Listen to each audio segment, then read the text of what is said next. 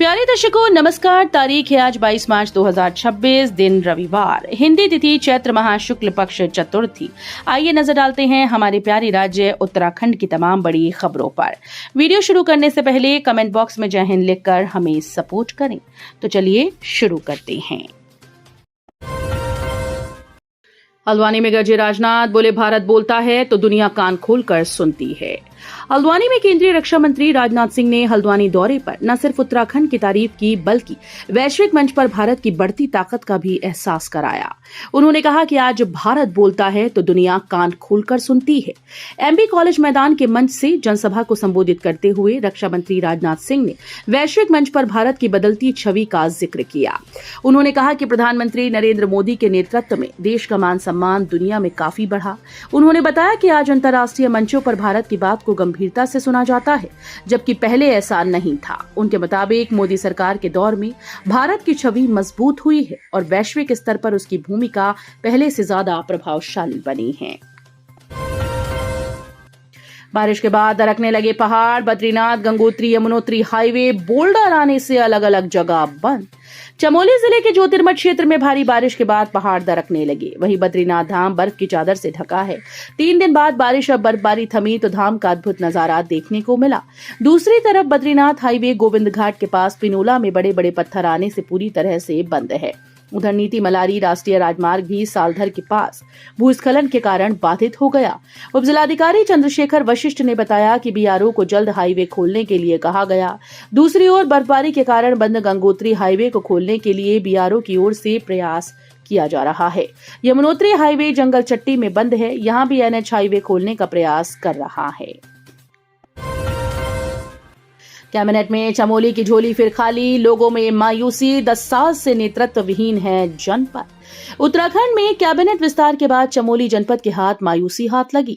लंबे समय से उम्मीद की जा रही थी कि इस बार जिले को सरकार में प्रतिनिधित्व मिलेगा, मगर जिले में 2 विधायक होने और कर्णप्रयाग विधानसभा क्षेत्र से भाजपा के टिकट पर 3 बार विधायक बने अनिल नौटियाल को भी कैबिनेट में जगह नहीं मिल पाई। इससे लोगों में मायूसी है। चमोली जनपद में बद्रीनाथ, कर्णप्रयाग और थराली विधानसभा क्षेत्र शामिल हैं। 4 बड़े जिलों में पहली बार 100% मदिरा दुकानों का हुआ व्यवस्थापन, हर साल रह जाती थी खाली। प्रदेश में पहली बार 4 बड़े जिलों में 100% मदिरा दुकानों के व्यवस्थापन में आबकारी विभाग ने कामयाबी हासिल की। उधम सिंह नगर, हरिद्वार, देहरादून, नैनीताल के साथ साथ इस बार 3 पहाड़ी जिलों में 100% दुकानों के लिए बोलियां लग चुकी हैं। इनमें चंपावत, टिहरी, चमोली शामिल है। बाकी जिलों में आबकारी विभाग ने दोबारा विज्ञप्ति जारी की है। गौरतलब है कि बीते 10 सालों से चारों बड़े जनपदों में हर साल दुकानें खाली रह जाती थीं। इनमें कई दुकानों को दूसरी जगह पहुंचाने का मसला रहता था तो किसी के साथ कोई और समस्या रह जाती थी। इस बार पहले से ही आबकारी विभाग ने इसके लिए होमवर्क पूरा कर लिया था। गैस संकट के बीच फिर सुलगी कोयले और लकड़ी की भट्टी, लोगों को पुराने दिनों की याद दिला रही। रसोई गैस की किल्लत का असर अब कोयला और लकड़ी के बाजार पर साफ दिखाई देने लगा है।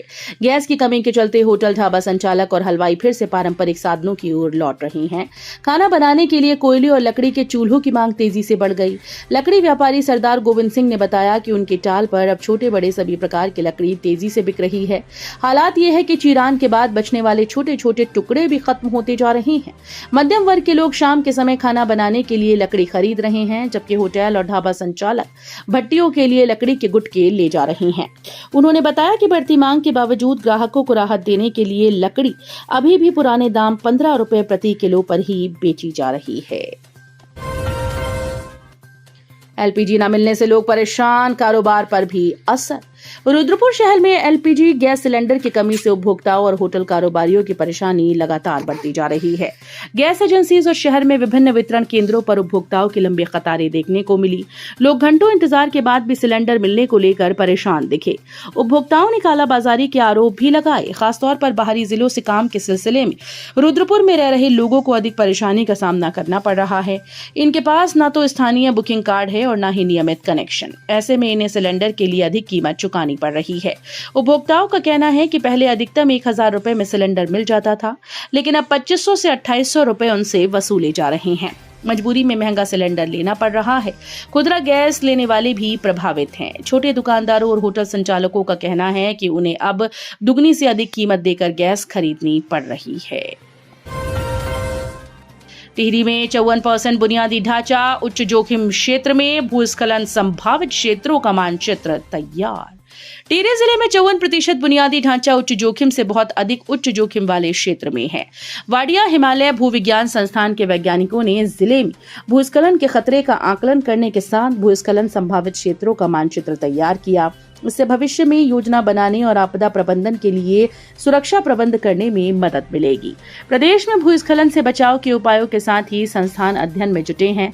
इसी के तहत वाडिया संस्थान के डॉक्टर नवीन चंद और वैज्ञानिकों की टीम ने टिहरी जिले का अध्ययन किया है। उत्तराखंड में फिर भूकंप, लोगों ने महसूस किए झटके, जानिए कहां डोली धरती। उत्तराखंड के बागेश्वर में शनिवार सुबह भूकंप से धरती कांप उठी। जिले के आसपास के इलाकों में झटके महसूस किए गए। रिक्टर पैमाने पर तीव्रता 2.5 रही। जिला आपदा प्रबंधन अधिकारी शिखा सोयाल के अनुसार भूकंप के झटके सुबह 4:56 और 16 सेकंड पर महसूस किए गए। धोखाधड़ी में उत्तराखंड में पीडब्ल्यूडी के 8 कर्मचारियों को 2-2 साल की जेल, कोर्ट ने जुर्माना भी लगाया। उत्तराखंड में सीबीआई कोर्ट ने धोखाधड़ी के मामले में 8 कर्मचारियों को सजा सुनाई। इन पर जुर्माना भी लगाया गया है। मामला जाली और अनाधिकृत विभागीय चेक जारी करके और उसे भुनाकर सरकारी धन की धोखाधड़ी से जुड़ा है। अधिकारियों ने बताया कि देहरादून स्थित सीबीआई की अदालत ने हरिद्वार में 2003 के 55 लाख रुपए के लोक निर्माण विभाग धोखाधड़ी मामले में 8 कर्मचारियों को दोषी ठहराया और सजा सुनाई। जंगल में घास लेने गई महिला पर भालू का हमला, गंभीर हालत में एम्स ऋषिकेश रेफर। विकासखंड धौलधार के सुल्याधार क्षेत्र में ग्राम पंचायत नकोट के अंतर्गत जंगल में घास लेने गई महिला पर भालू ने हमला कर गंभीर रूप से घायल कर दिया।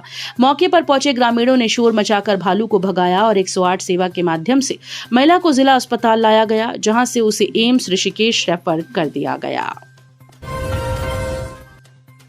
उत्तराखंड में पेट्रोल पंप पर मचा बवाल, कर्मियों की लात घूसे और बेल्ट से मारपीट, जानिए वजह। जनपद हल्द्वानी के रामपुर रोड स्थित एक पेट्रोल पंप पर हंगामा हो गया। स्कूटी सवार 2 युवक बोतल में पेट्रोल लेने पहुंचे, लेकिन पंप कर्मचारियों ने नियमों का हवाला देते हुए मना कर दिया। इस बात से नाराज होकर युवकों ने गाली गलौज शुरू कर दी और कुछ कर्मचारियों के साथ मारपीट करने लगे। थोड़ी देर बाद उन्होंने अपने कुछ साथियों को भी बुला लिया।